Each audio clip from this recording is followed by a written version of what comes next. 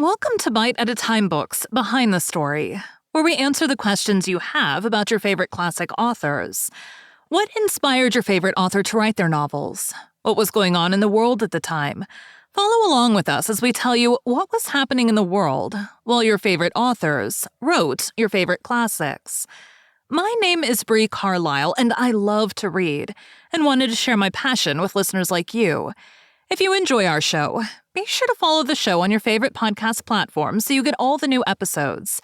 You can find us on all the social medias at Bite at a Time Books or on our website, biteatatimebooksbehindthestory.com, where you can also sign up for our newsletter for more information on who we're talking about and what's coming next for the podcasts. We're part of the Bite at a Time Books Productions Network.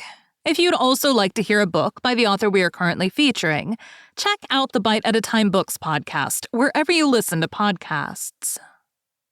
Today we'll be talking about the death of Jack London. London died November 22, 1916, in a sleeping porch in a cottage on its ranch. London had been a robust man, but had suffered several serious illnesses, including scurvy in the Klondike. Additionally, during travels on the Snark, he and Charmaine picked up unspecified tropical infections and diseases, including yaws. At the time of his death, he suffered from dysentery, late-stage alcoholism, and uremia. He was in extreme pain and taking morphine and opium, both common over-the-counter drugs at the time. London's ashes were buried on his property not far from the Wolf House. London's funeral took place on November 26, 1916, attended only by close friends, relatives, and workers of the property.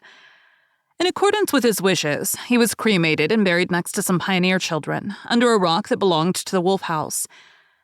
After Charmaine's death in 1955, she was also cremated and then buried with her husband in the same spot that her husband chose.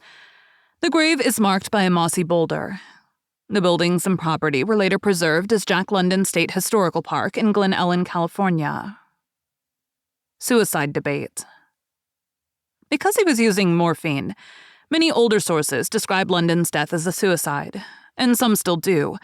This conjecture appears to be a rumor, or speculation, based on incidents in his fiction writings. His death certificate gives the cause as uremia, following acute renal colic. The biographer, Clarice Dawes, writes, following London's death for a number of reasons, a biographical myth developed in which he has been portrayed as an alcoholic womanizer who committed suicide. Recent scholarship based upon first-hand documents challenges this caricature. Most biographers, including Russ Kingman, now agreed he died of uremia aggravated by an accidental morphine overdose. London's fiction features several suicides. In his autobiographical memoir, John Barleycorn, he claims, as a youth, to have drunkenly stumbled overboard into the San Francisco Bay. Some maundering fancy of going out with the tide suddenly obsessed me. He said he drifted and nearly succeeded in drowning, before sobering up and being rescued by fishermen. In the denouement of The Little Lady of the Big House, the heroine, confronted by the pain of a mortal gunshot wound, undergoes a physician-assisted suicide by morphine. Also in Martin Eden, the principal protagonist, who shares certain characteristics with London, drowns himself. Thank you for joining Bite at a Time Books Behind the Story today, while we answered some of the questions you have about one of your favorite classic authors. Again, my name is Bree Carlile, and I hope you join us next time when we answer more questions about one of your favorite classic authors. If you enjoyed our show, be sure to follow us so you get all the new episodes. We would also love for you to drop us a rating on your favorite podcast platform.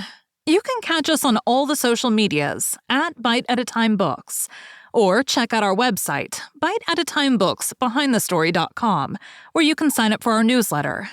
Our show is part of the Bite at a Time Books Productions Network. If you would also like to hear a story by the author we are currently featuring, check out the Bite at a Time Books podcast wherever you listen to podcasts, or on biteatatimebooks.com.